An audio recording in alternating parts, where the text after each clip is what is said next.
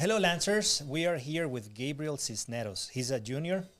He was sharing with us that in the future, after high school, he wants to be an entrepreneur.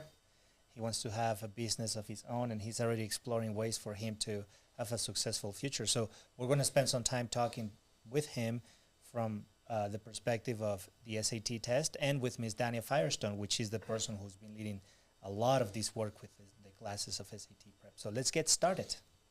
Hey, Gabe. How you doing? I'm doing all right. Good.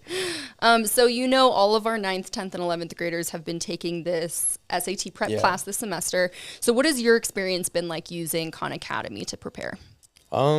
It's been good. I like a lot of the stuff they have to offer. I'm not like a very smart, I'm not really good at like doing numbers, so like I'm not good at math, so it helps me a lot with a ton of math. So you've been working mostly on the math part? Yeah.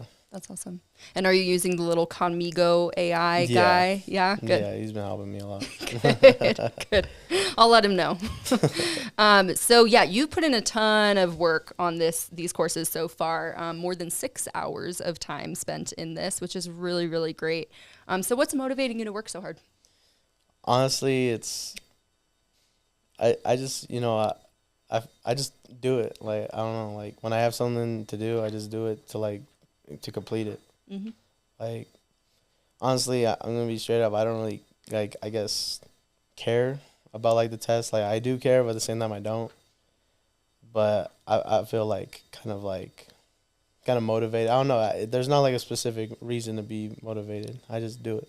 Okay. It sounds like you have a sense of duty. It sounds like you feel that even though this might not be something you're super excited about, you see the value in it and you try to do it because you know it will be important. So yeah. It's not that you're dying to do this, but you know that as you move forward with your life and after high school, this doing well here is going to help you move forward.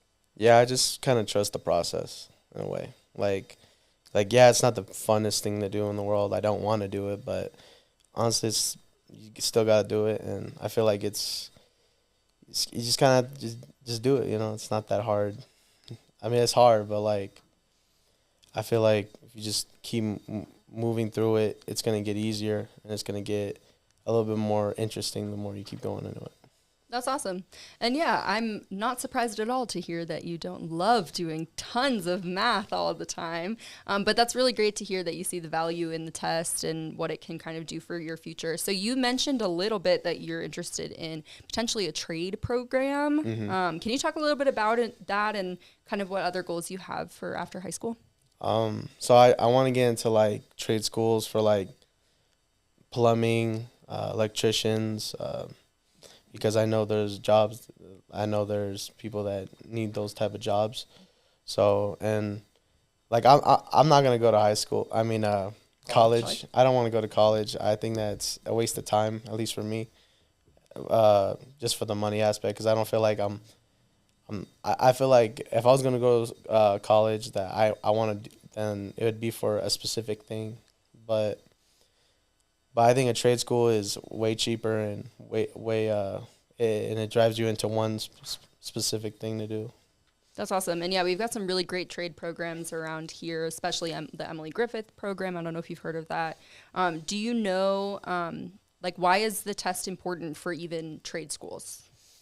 Just so they could see what you done in high school, so they don't see oh, you didn't do anything, Yeah.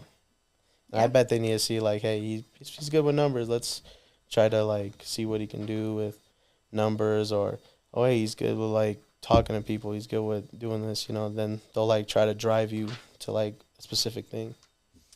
I really like what you're saying, because in trade school, when you become your own boss, or when you're doing something from trade school, you're gonna have to do things that you don't like to do.